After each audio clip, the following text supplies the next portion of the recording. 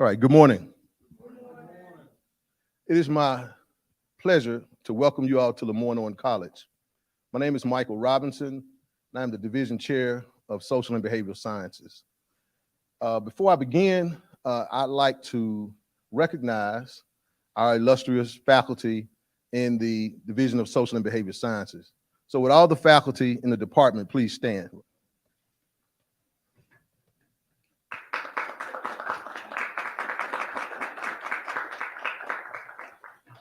And I want to just give a shout out to the criminal justice faculty for kicking off Criminal Justice Month with such an excellent presentation. Once again, it's my pleasure to welcome you here to LeMoyne-Owen College. I just want to point out a few things in regards to our presentation today, that recently in Memphis, there's been a thrash of crimes that have been committed by juveniles. As such, there's been an 11-year-old that was charged with almost 19 criminal charges. And also there was a teenager that killed or murdered or is alleged to have murdered a pastor here in the city of Memphis. And there's been a thrash of car thefts in the city of Memphis as well. So juvenile crime and juvenile justice is a critical issue that's occurring here in our own backyard in the city of Memphis. So it is my pleasure today to welcome you and to welcome our speaker, Ms. Henning, to address these critical issues from both sides of it, from the side of justice for African-American males in the criminal justice system. And also, it is my pleasure to have us here to celebrate Criminal Justice Month in the month of March. So at this time, welcome and thank you, and we look forward to a wonderful presentation.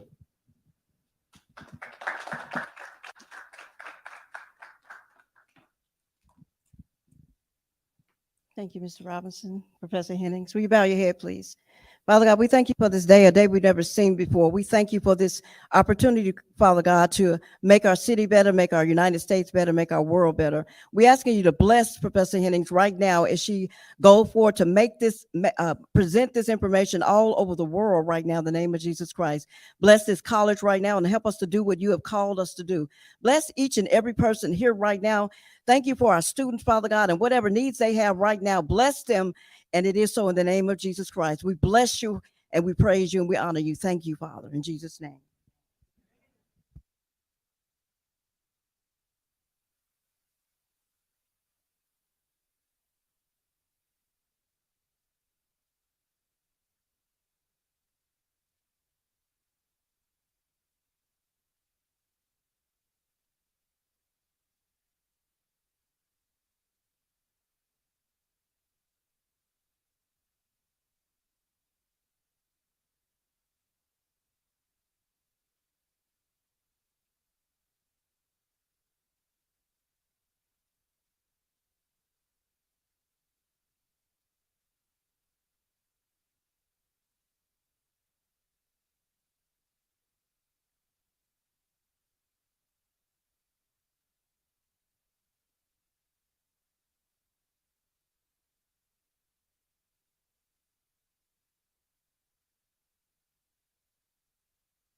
Most attorneys know that there is no substitute for attorneys who, okay, thank you. Is it on? There is no substitute for attorneys who have actual experience. Attorneys know they can read all the books on theory that they want to, but out in the world and on the streets, it functions differently. And a lot of people rely on their constitutional rights, and that's great. But we know even that the Constitution doesn't always protect us. So she has a wide range of experience. She is the professor of law and director of the Juvenile Justice Clinic and Initiative at Georgetown Law School. She was previously lead attorney of the juvenile unit at the Public Defender Service for the District of Columbia. She's been representing children for more than 26 years, and she's seen it from the inside. She's seen it from the children's perspective. And we tend to just blame the children. There's another perspective to that. And I'm sure she's going to give you what some of those perspectives are and what her experiences have been, which is critical to understanding why we have the problems that we have relative to youth. Perhaps we are the problem, perhaps the system is the problem. But she's going to elucidate that for us because she has the actual experience, and she's been on the front line talking to these children and trying to understand these children. So without further ado, let me just say this from another perspective. Her name is Henning, and you all know Henning, Tennessee. So that's where her family's from. She is, I don't know if she knows how deep her roots are here in Memphis even, because she was born in North Carolina, I believe. Yes. Nashville. Okay, Nashville. Okay. Yeah, but her roots in this are deep. She has relatives who matriculated from the LeMoyne-Owen College, and she's just connected to us. She's really connected to us. And so we are pleased to have her, pleased to know that her family heritage comes out of Memphis, Tennessee, and out of the LeMoyne-Owen College. Without further ado, as they say, Kristen Henning.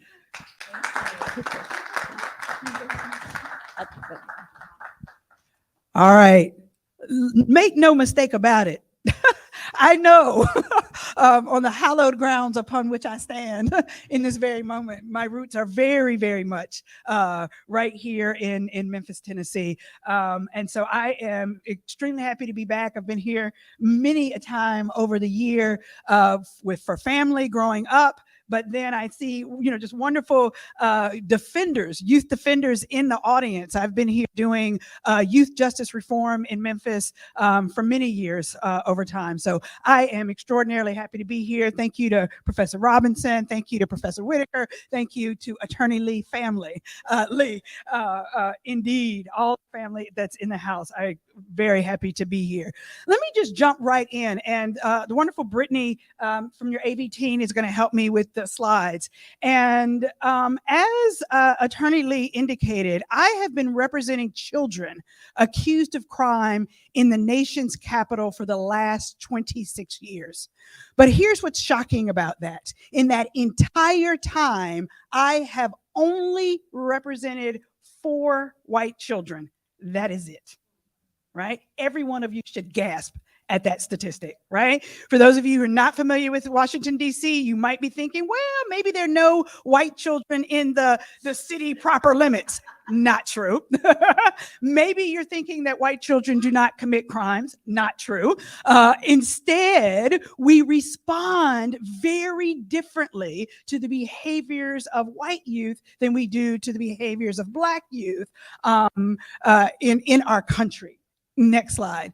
Now, it became really difficult for me to continue to do the work as long as I have for 26 years without really wanting to start to ask some of these really hard questions. Why is it that we have these extreme disparities in our juvenile and criminal legal systems, not just in Washington, D.C., but all across the country?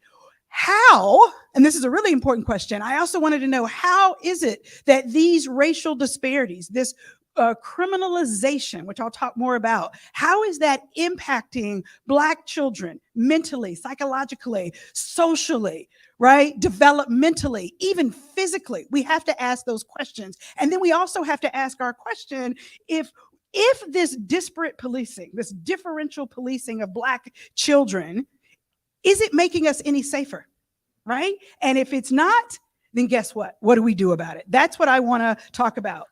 Next slide. And I think the best way to tell that story is to tell you, as Attorney Lee says, the book that I wrote is all about the children. It's about stories about children. And one of the children that I write about, I call her Sharice in the book. She was a 17-year-old girl that I represented in Washington, D.C. And one day she got into an argument with her boyfriend. During the course of the argument, she grabbed her boyfriend's cell phone and began to walk away. She's walking down the hall, scrolling through his text messages because why? She thinks her boyfriend has been cheating on her. She wants to see whether or not he's been texting with some other girl.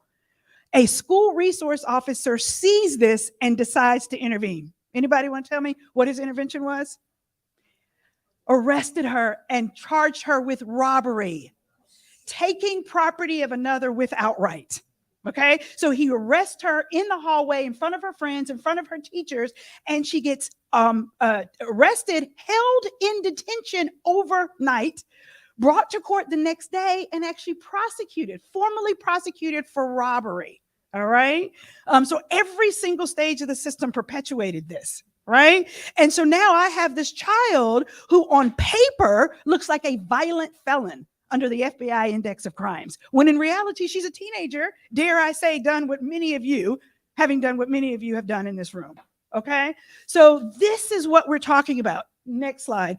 When I talk about the arrest, the prosecution, and the incarceration of children, people automatically assume that I must be talking about the most serious offenses, like the ones that Professor Robinson talked about, murder, rape, carjacking, gun cases, right? Well, guess what? The data is absolutely clear. Even in moments like this, where we feel afraid, when we are worried about a temporary rash in crime, and I'm calling it temporary for a moment, I'll come back to that, right? We're worried about an uptick in crime, right? The reality is the data shows that very few children of any race and any class are involved in the types of violent crimes that we fear most. It's just not sound, right?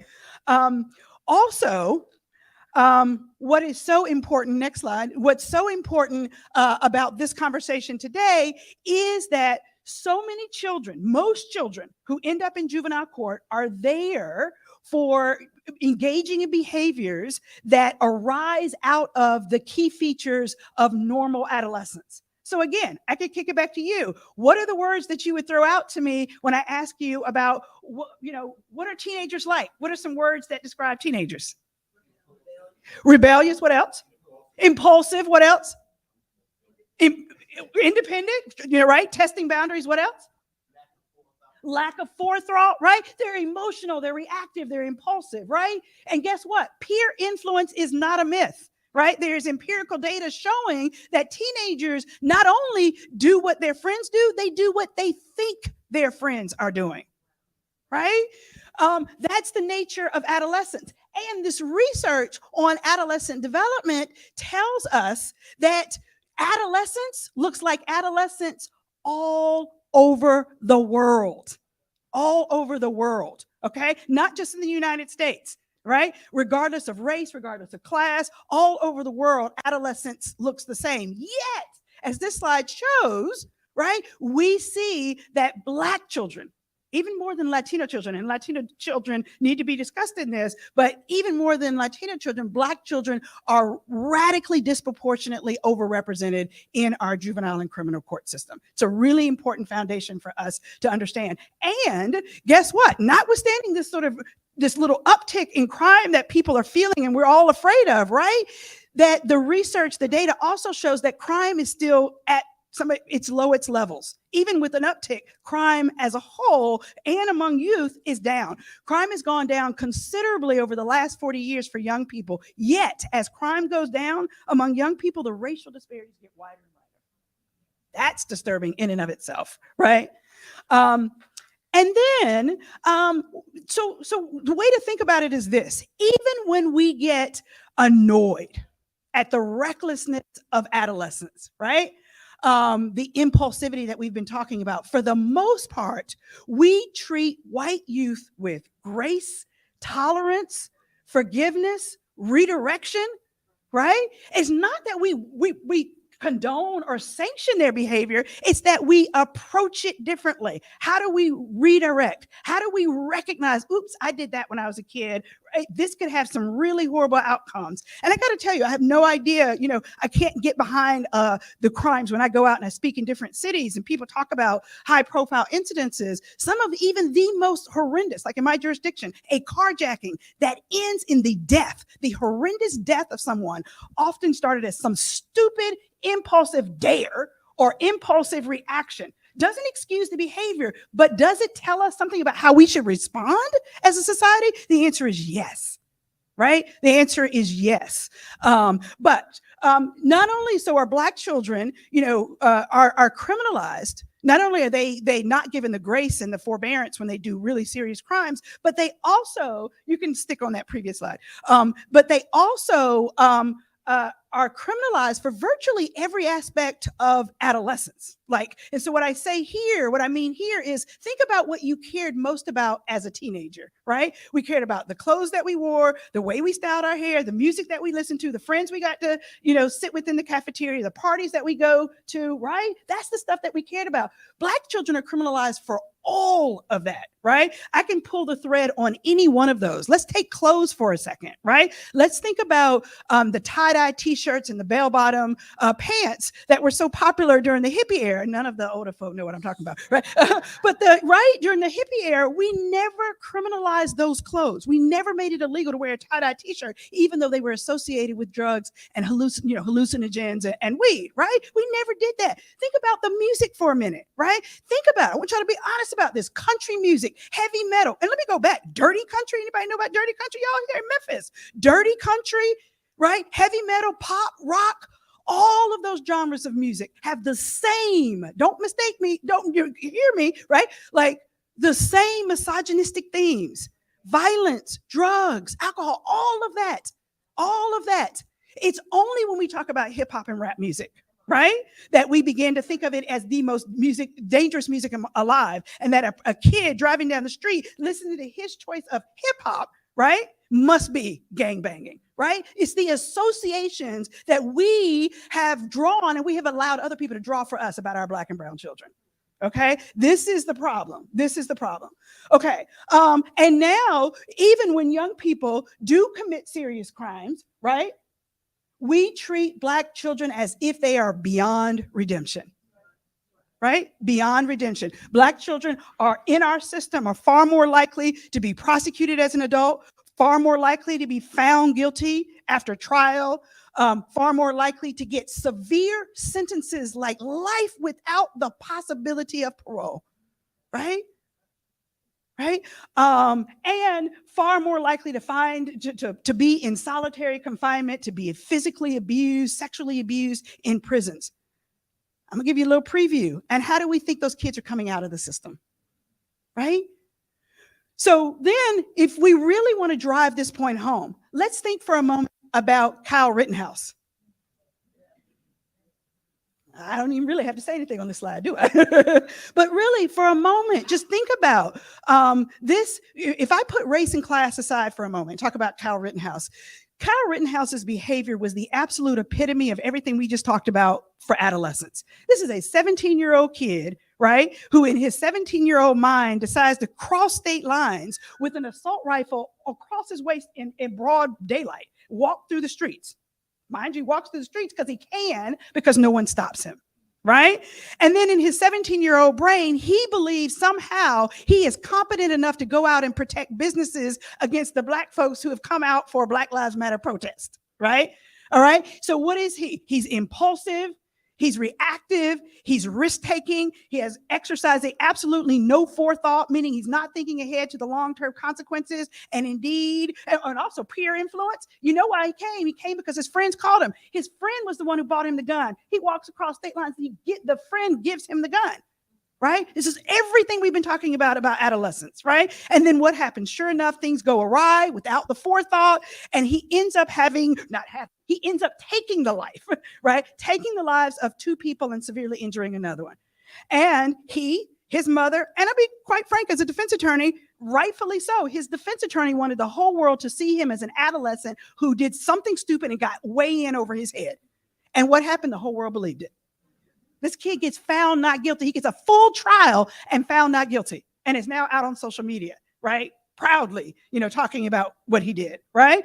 Tamir Rice, right? Toy gun, 12 years old, shot dead within seconds. There's no walking through a park, right? Like within seconds, he's shot dead upon police arriving. And I have to, say, right? Most people don't know this, but when the 911 caller in the case of Tamir Rice called, they said, it's a black male with a gun, probably fake, probably a child. Most people don't know that. There's debate about whether or not that information was passed on adequately to the officers in the case, but the research shows, and I'm going to come back to it in a minute, it shows it doesn't even matter because those officers drove up on that scene and their implicit racial biases kicked in and they automatically saw danger. I will come back to that in a second. But what I want to say a word about is that we cannot talk about the criminalization of Black youth without talking about the understanding police encounters and if you could give me another slide, without understanding police encounters with young people and what do they look like and what impact they have on the health and the well-being of Black children and what impact they have on public safety. So again, the best way I can share with you and help you understand, if you'll look at the next slide, is the best way to understand how Black and brown children experience their encounters with police is to tell you about another client that I write about in my book. I call him Andre for purposes of the book. So he's a 15-year-old boy who's walking down the street with a friend of his. I call him James. Police car drives up. Unmarked time, drives up, rolls down the window, yells out, "Hey, did you all hear any gunshots?" At which point both boys say no and they keep on walking, right? So officer still not satisfied, continues to follow them, yells out the window and says, "Well, can I see your waistband?" Anybody know what the officers are asking? Gun. They want them to lift up their shirt so that the officers can see if they have any weapons. Both boys do this, lift up their shirts. Officers don't see anything. Boys keep walking. Those officers still not satisfied, continue to follow, yell out, "Well, can I search you?" At which point these boys say yes. 4 officers jump out of the car, put the boys against the wall and pat them down. As a defense attorney, I am always baffled when people say yes in response to the police. So sure enough, we're interviewing him in the cell block and we say to him, "Why did you say yes?" At which point he says, "But Miss Henning, wouldn't you? If we said no, they were going to frisk us anyway. And if we tried to run, they were going to shoot us in the back." That's their perspective. That was their perspective. I have no choice. I can't tell you how many clients have said that to me, right? Can't tell you how many clients have said it. Really important. So now there are generations of Black children who have grown up across the country under the constant surveillance of police. In many Black and brown neighborhoods, police officers are parked on the corner. They drive through the community at all hours of the night, asking questions like we just talked about. Where are you going? Where are you coming from?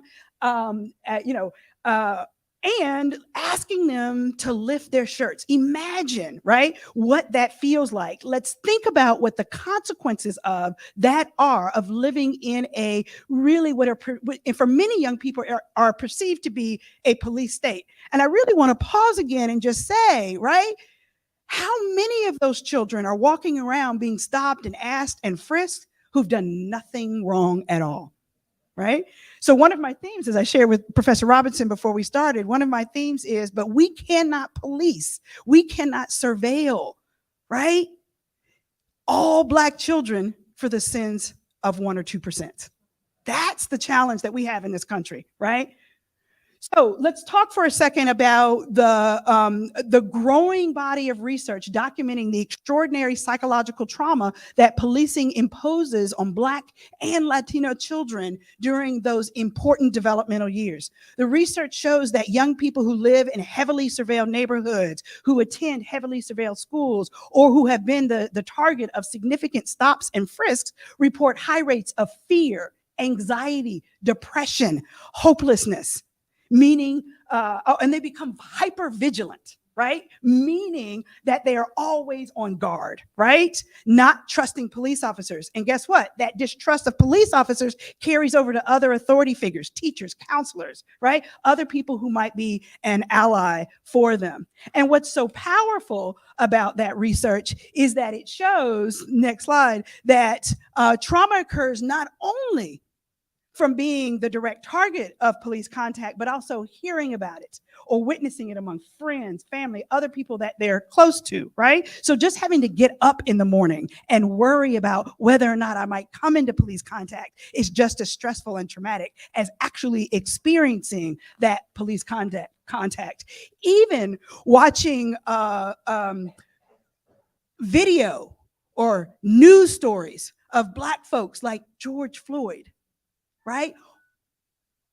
You know, on television or on the internet is as traumatic as actually being there oneself or experiencing it oneself, especially among teenagers, especially among Black and brown teenagers. So I always ask folks, right, that I talk to, lawmakers, decision makers in court system, you know, remember where you were when you watched George Floyd die in front of you, and think about how much more traumatic that experience, that watching would be if you were a Black or brown child who knows that could happen to me. Right? And we have to understand, and I say this to police officers all the time, that policing, many Black and brown children experience, given the history of race relations in America, they experience policing as a form of racism. And I say to police officers, look, even when you mean well, even when you're out on a wellness check, you have to understand all of the history that the blue uniform carries with it, all of the American history of police oppression, and all the ways that police officers, right, with different titles and different names and different color uniforms throughout history have been used to regulate the Black body, right? Every police encounter calls that up and produces some of the same symptoms that we've talked about in the previous slide. And then, right, research also shows that young people who live in heavily surveilled neighborhoods and who have frequent stops and frisks by the police also report very poor sleep quality, meaning either insomnia altogether or just really inability to sleep well, waking up frequently throughout the night. How many of y'all have children? You know, when your child did not get a good night's sleep the night before, they cannot pay attention well in school the next day. They can't engage well, right, with adults, respectfully with adults when they're agitated, when they're irritated, and they can't engage well with police officers, right, when they encounter them on the street. And then one of the most important ways in which policing impacts adolescents is in adolescent identity formation, which is just a fancy way of saying that frequent interventions by the police impact the child's sense of self, sense of who they are, sense of who they can become, sense of how they interact with the rest of society. And what's really important, this is really important, adolescence is the time in our development when our views of law and law enforcement become fixed in our minds. So those early negative encounters with the police as a teenager have a long-term impact on how they perceive police and engage with police later in their lives. And in fact, it causes young people, many Black and brown youth, to question the legitimacy of policing as an institution and question whether it even makes sense to abide by and participate in law-abiding society, right? So in this way, research tells us that over-policing actually increases crime instead of reduces crime. Really important. There is empirical research documenting this. right? That the ways in which we respond to young people has a significant and profound impact on long-term public safety. And I should say, the last thing I want to say about trauma is just to say that there is research showing that long-term, and I think this is something we should all know intuitively, but long-term stress, long-term anxiety leads to poor physical health outcomes, right? We know this, right? We know this. High blood pressure, diabetes, strokes, ulcers, all these things, heart attacks have been associated with long-term stress. And now there's empirical research showing that the stress associated with policing also contributes to that, to these physical outcomes. All right. So before I move on and talk about what we want to do about it, I want to say just a couple of words about police in schools, because I think this is just important, and a number of folks in here may be interested.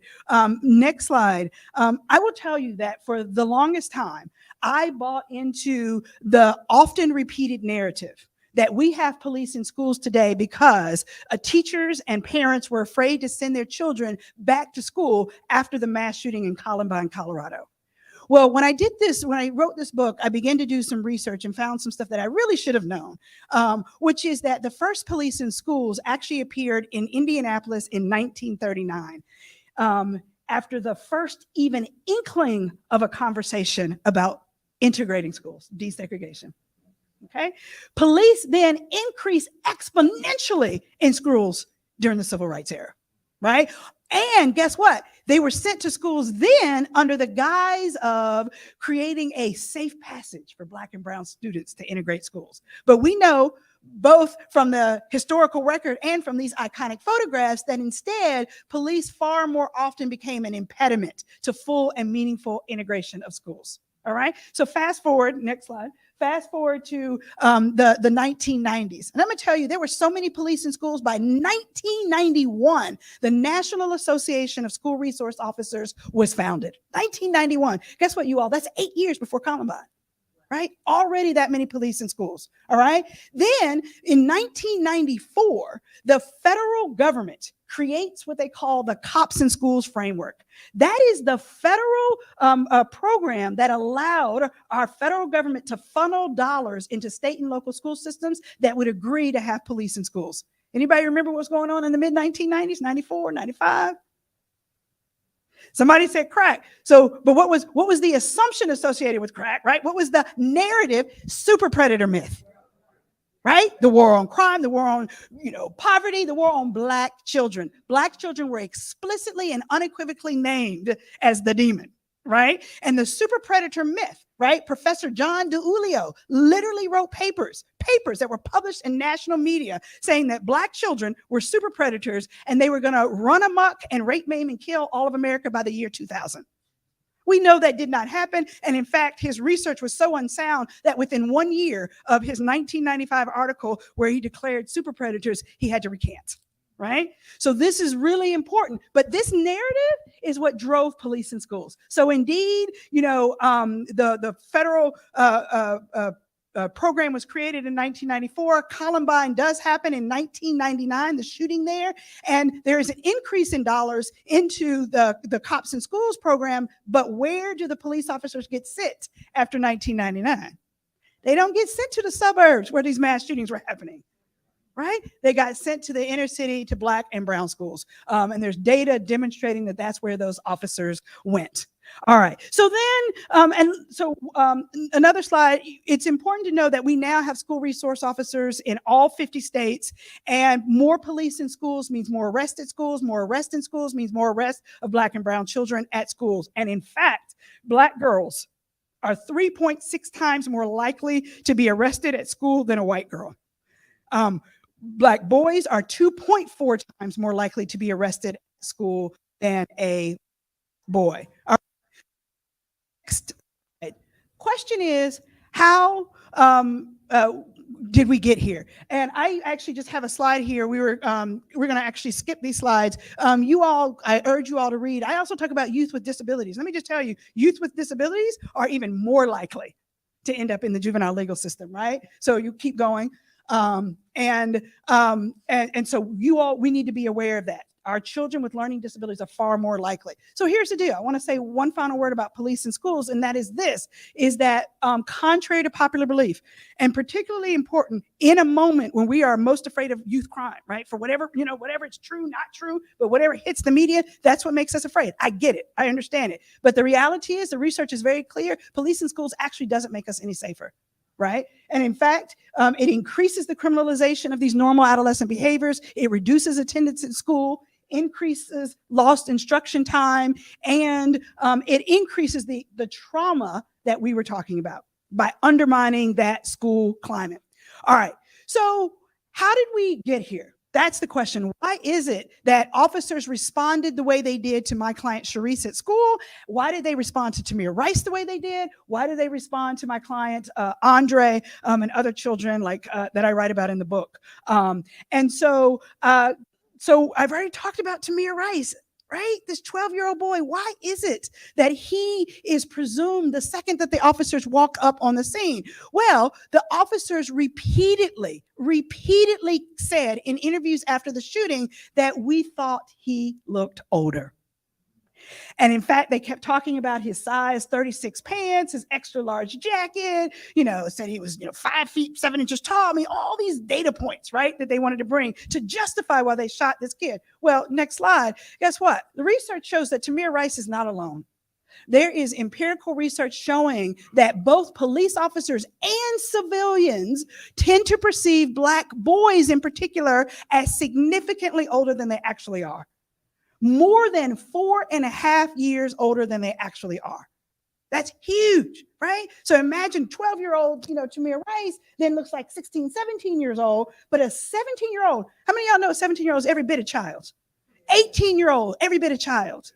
Honey, let's keep it going. 19, 20, no, because I might get into some of y'all, but no, right? But they are perceived as full-fledged adults. It has an extraordinary impact, not only on how police officers engage with that young person in that moment on that street, but also the decisions that we make about that kid in court, right? The policy agendas that we set at city council, all of that is impacted by this perception that Black children are somehow older than they are. And this study was about Black boys, but on the next slide, I show you that similar work has been done about Black girls, finding that adults tend to perceive Black girls as older, right? More mature, right? More knowledgeable about adult topics, right? Less innocent, less in need of protection than white girls.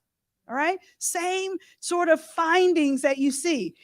In addition to that, there's a growing body of research on the ways in which individuals are more likely to interpret ambiguous facial expressions and innocuous behaviors as violent, dangerous, and threatening when associated with the Blackface, while those exact same facial expressions, exact same behaviors are perceived as harmless when associated with a white face. So let's do a quick, little exercise here on the next slide. Tell me, does this child look sad or angry? She looks sad to y'all because we're having a conversation about it. But guess what? I actually have two slides. We are two photographs. There's a white kid. A white kid. Nope. Let's go back. A white kid making the same face. And the research shows, though, right, that notwithstanding what we say in a moment like this, where we're focusing on it, that Black children, that teachers, adults, other people who work with young people are more likely to perceive anger and hostility on the face of a Black child than on the face of a white child. Has an extraordinary impact on school suspension rates, school discipline rates, how you engage with young people out in the community. And in our next slide, there's research showing also that people tend to perceive Black males as significantly stronger, physically stronger, more muscular, heavier. Being able to, this particular study was whether or not the kids could bench press, how much weights they could lift. And when you could have a white kid and a Black kid, exact same height, weight, and body build, and everybody would be convinced that the Black kid could bench press more, right? That's a really, again, powerful impact. And then I think about teenagers in the park. This is where all of us, and that's a Black community too, every one of us, you walk through a park and you see a group of teenagers, ask yourself, are you afraid? And ask yourself why. I can show you the exact same picture with a group of white kids. You wouldn't even think twice. Same park, Same number of kids, not dangerous at all. Okay. Same thing with, to varying degrees, Latino youth too, again, depending. And then the final study on this, I just want to show you all before I say a quick word about how we begin to move forward, is that here's really important. Stopping, the data shows, research shows that stopping Black children in groups or Black folks in a group is no more likely to produce contraband than stopping a white group of folks. Right? That's huge. That means that we have made ourselves afraid, right? We've bought into the fear narrative when it doesn't bear out. They're not any more likely as a group to have a gun or to have drugs or contraband. All right. So let me close out by saying this. So how do we use this information to drive change? Right? That's a lot. And so the next slide, I have 4 themes that I like us to think about. One is that we have to radically, this is important, radically reduce the footprint of police in the lives of all children, okay? And especially Black and brown children who are so disproportionately targeted. But we also have to invest in alternatives, right? Alternatives to traditional law enforcement strategies about public safety, which I'll say a word about. In the rare circumstances when police do need to come in contact with youth, we need to ensure that we have a developmentally appropriate police protocols, right? We've got to recognize that kids are kids. And then when kids do end up in court for serious offenses, when they really are tragic outcomes, we need to insist upon developmentally appropriate responses, all right? So next slide, let me just say this, that we need to invest in, right, children, families, and communities, right? Not in traditional surveillance equipment like, cameras in schools and law enforcement officers, right? Our strategy for public safety cannot be all about increasing the number of police, imposing stricter penalties, right? And isolating and incarcerating people that look like us. It can't be that. That's not how we get to public safety. So the next slide,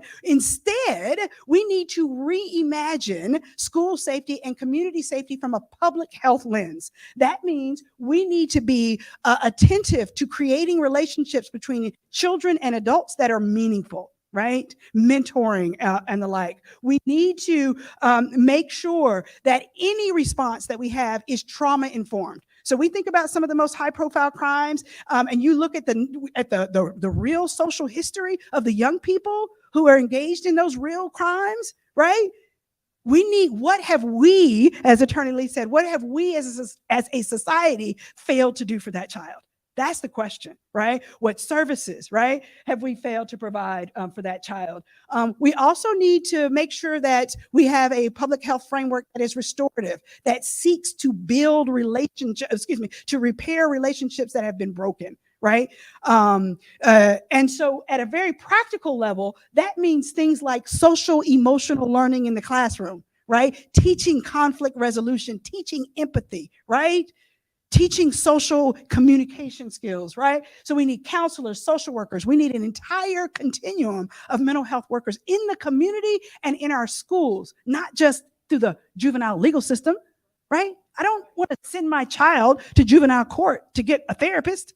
That makes no sense, right? And particularly in light of all of the traumas that come with that. We also, next slide, need to decriminalize normal adolescent behaviors. And I know this doesn't sound pretty to adults, but like, I'm sorry, do you think white kids don't talk back? Do we think white kids don't make threats? Like adolescent bravado threats? Of course they do, right?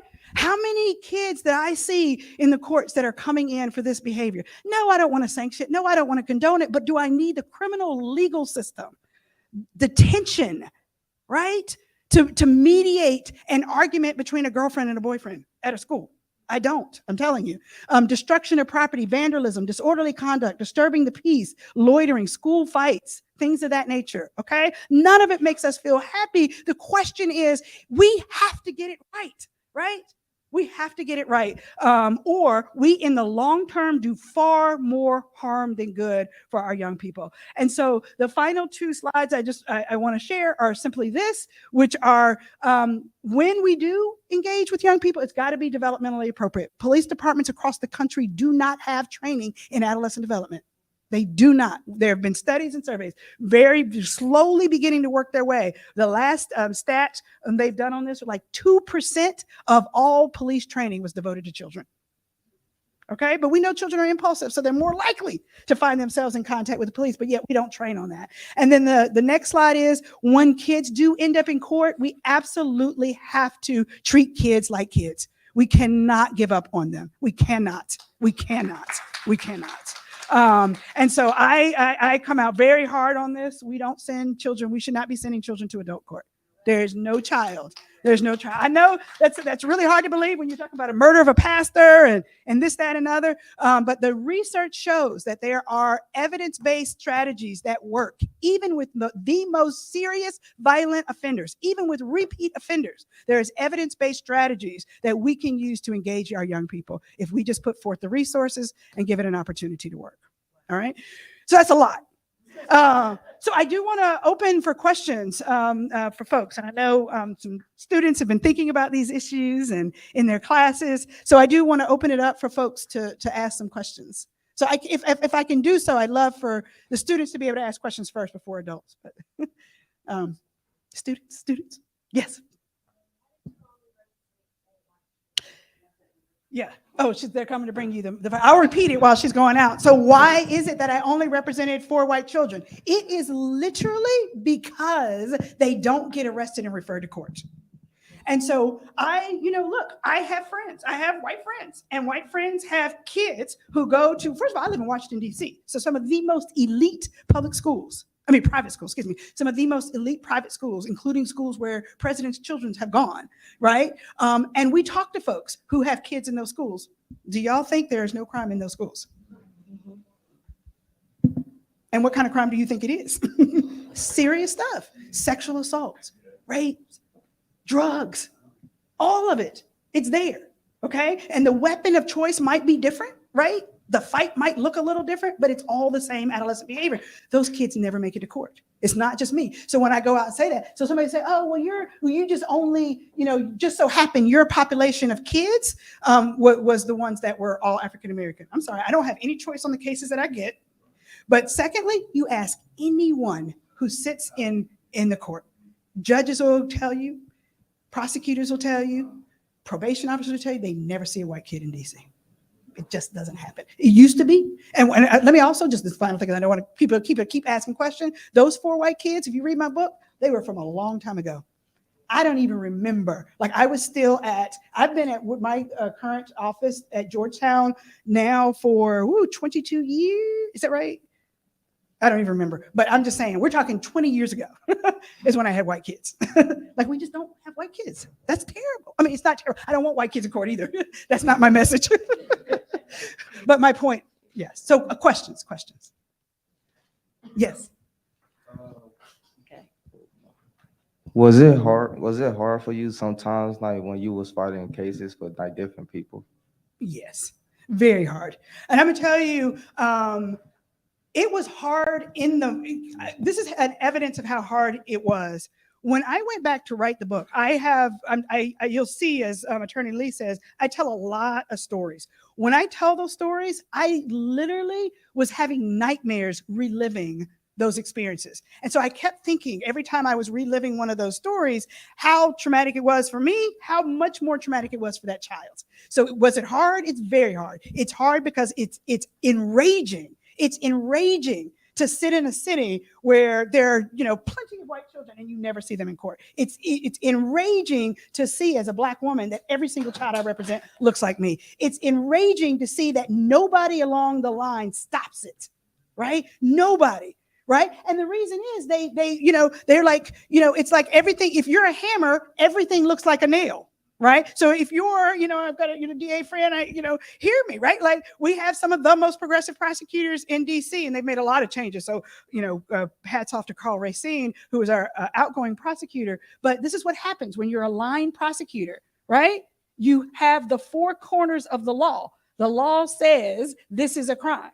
And so you prosecute it. It takes courage to say, although this is technically a crime on the books, I have discretion. Every single player in the system has discretion to stop it. It's outrageous that we get all the way to the end. And we're prosecuting kids, Black kids who look like that, for doing the exact same thing that the kids up the street did at the private white school. We should be ashamed of ourselves. So yes, it's outrageous. Can you tell? I saw your hand too.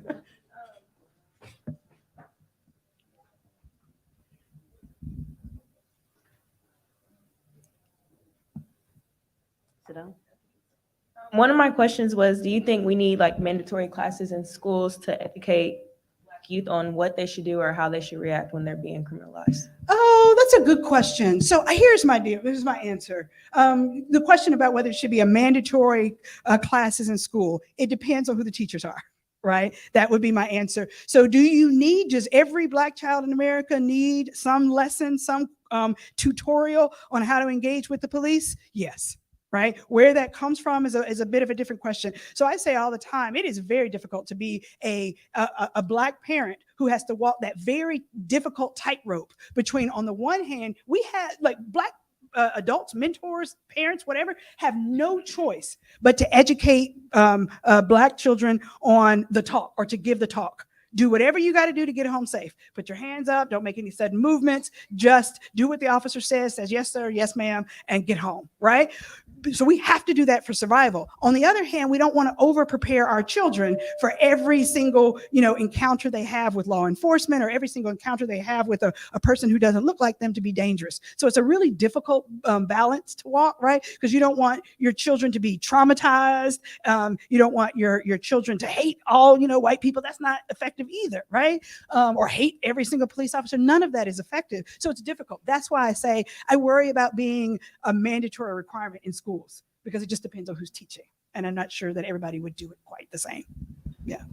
Professor Hennings, Yeah. who is your research, your book, who is it targeted to? What audience are you trying to it's reach? Great. This is what I say. I even say this in the book. It's targeted to anybody who loves and cares about children in America, and anybody who loves and cares about children in Black children in particular. And the reason why I do that, so right, I believe that a book like this, that is about stories about Black and brown children, as well as including some of the research and data, is meant to change hearts and minds. Right. And I feel like, honestly, that folks just don't know what they don't know. Right? People just really don't know this research. They don't realize how Black and brown children are being treated in courts in America. And so I want people to be educated. It is also, you'll see, like in chapter 12, I've got solutions and ideas. And those are targeted at lawmakers, it's targeted at prosecutors, it's targeted at judges, it's targeted at teachers, it's targeted at young people. I've had workshops with young people. They'll read a chapter and they'll literally be able to use it. I talk about, I'm going to go in a minute and speak at a church event, and we're going to talk about some of the ways the Black church, right, needs to convene and create space for young Black folks, young Black children, to come and talk about the trauma that they've experienced, right? So you could take, the stories that I tell and have young people say, oh, I can relate to that. This happened to me. This is how it made me feel. Here are some strategies. Mind you, it's still the young person talking. Here are some strategies that we could, reform, like use to reform. Hearing from the young people about how to make reform. So it's not for everyone, because I know I'm not going to change everybody's mind, but it's for folks who are genuinely care about the health and the well-being of Black children. That's what it's for. Dr. Henning, Yes. thank you so much for Thank being you for here coming today, and I thank the youth so much for being here. I certainly want to thank you, Sister Elaine Turner, for inviting me today. This has been very powerful. I have a question about the trauma that you mentioned, where our children are concerned. When you said that, not to be careful not to traumatize our children. I have young children at home. Yeah. And when you said that, I thought about Miss Teal, maybe Mobley Teal, Mhm. and the things that she had to say to her son That's right. going to Chicago. That's right. And while we have not changed as much when it comes to those narratives, sometimes I think I'm put in a position, let me say me, where I have to almost warn my boys on a regular basis, because my fear sometimes of what could very That's well right. happen to them So how do we really handle that Yep. without traumatizing our children, but yet we know the tragedy, the painful situations still exist? That's absolutely right. So let me just say, it never ends. I remember I had graduated from law school and was out doing a project. I think I was going to Mississippi, and my father called me. I'm like a full-fledged lawyer at this point, and he's giving me the talk. I was like, hey, Daddy, I got this, I think. He's like, don't rent a red car. Don't speed. Don't get stopped. Okay. So I just say that the talk never ends. But here's what I'll say, and this is what the research helps. I talk about this a little bit in chapter 5 of the book. It's about, you have to tell the talk, you have to give the talk, but you simultaneously offset that with Black pride, right? It's this notion of racial socialization, right? Helping Black children cultivate that healthy racial identity serves as a buffer to all the sort of this label or this discrimination that they will inevitably encounter. That's why the attack on critical race theory, first of all, which is not even what's happening in schools, by the way, but that's why the attack on Black books in schools and elementary schools is so disturbing. But it shows also the power. Right? They are afraid of the power of the Black story, right? So it's about, look, hey, you are going to have these moments of discrimination. You have to do what you have to do to be safe. But let me tell you, we've been through as a people. We've overcome, right? And you can too. So I think that's part of it, is giving them examples and stories of Rosa, Parks, who said, yes, we lived through a moment and now you can too. It's also, so that's part of it, the Black pride and racial socialization, but then also creating space for youth activism has also been a really helpful space. So you're going to say to your Black child, do whatever you have to do to get home safe. But when you come home, you're going to tell me the name of that officer. You're going to tell me what happened. We're going to record that. We're going to document that. And we are going to get together and think about a healthy, safe, and productive strategy for answering it. So you got to give them a solution, right? So those are the two answers that I give. And I do. So I think this is going to have to be our last question now. Yes. My question was, how do you organize, plan, and prioritize your work? Oh, that's good. And hard. I do it all. When your family calls and said, I hear you coming to Memphis, you better come here. So truly, let me just say this. What's your calling and what's your mission? You can only do one thing. Oh, no, I take it back. Because y'all are brilliant. Y'all can do multiple things. Let me phrase it differently. At least do one thing. Figure out what your calling, your mission is in life, and do that one thing. And so for me, right, I came into the work wanting to work with young people, right? Like in some way, meaning I went to college. I knew when I was an undergrad, I'll tell you, I came from a family of teachers and preachers, which is why I'm here in Memphis, right, today. But I came from a family of teachers and preachers, and all of them were committed to young people. All of them. So I grew up hearing about, you got to work with young people, you got to do this, you got to that. And so I grew up knowing that's what I want to do. By the time I got to college and headed into law school, people were like, well, you could teach, you could represent children who've been abused and neglected, you can represent as a lawyer children who are in the special education system. And nobody was talking about the kids in the delinquency system. And so I personally wanted to work with the kids that people had given up on. And so that's how I began to pride towards my life work, was to say my mission is, my calling is the kids that people want least.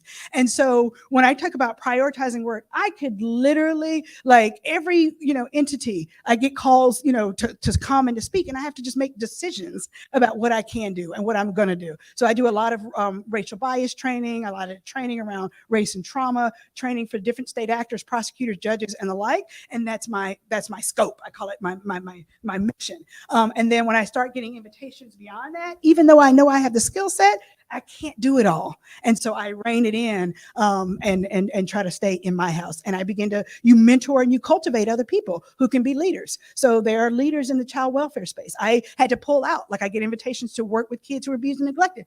Hugely important, the family policing system, as tragic as the juvenile system. Y'all, let's be clear, taking children away from their parents. But I can't do that. So let me meet with some Black and brown folks, give them some of my research, talk about how you can use it in your space. I hope that was helpful. Okay. I think we should go. Thank you.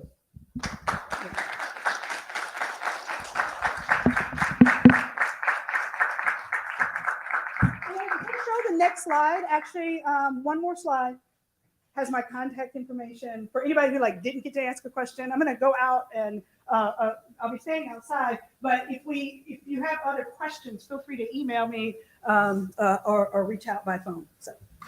Thank you so much. Thank you so much. That was really, really great, wonderful. And I have to say, we did sort of hijack her because we found out she was going to be in town.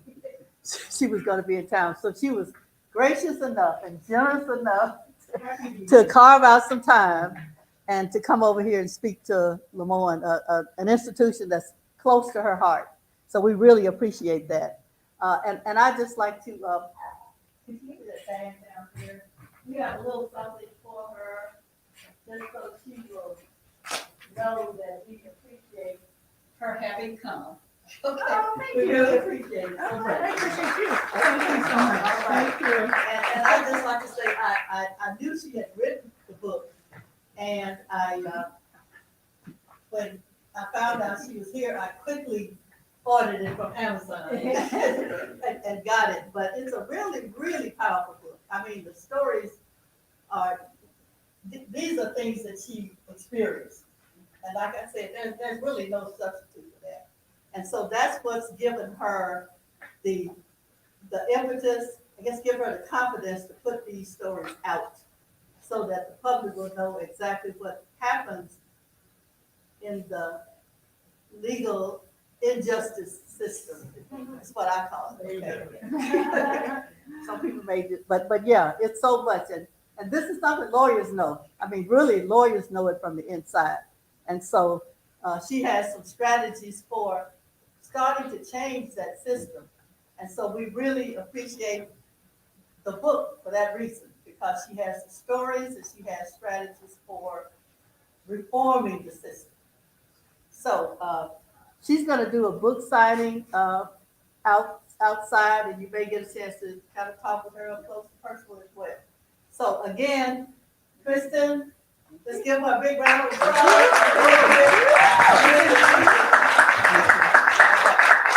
So that's about the end of our program. We're going to give some closing remarks, unless you want to say something, Professor Robinson.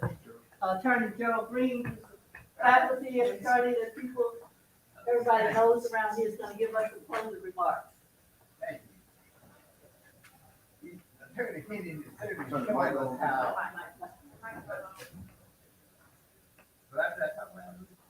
Attorney Henning has certainly shown us how social data has to be incorporated into the true defense of court-involved youth. I think that's the term Attorney Shelton uses a lot of juvenile court. He's my friend and colleague. We term them as court-involved youth. And just as the doll experiment in the Brown versus Board of Education, Attorney Henning showed us the difference in a frowning black child and a frowning white child. One's mad and one's sad. So it's very important for us to understand these things. But it's been such an enlightening talk, Professor Attorney. And the best things I can say is just thank you, express the department's thanks for you coming today. Amen. And enough said for today. We have to process it. Thank you very much.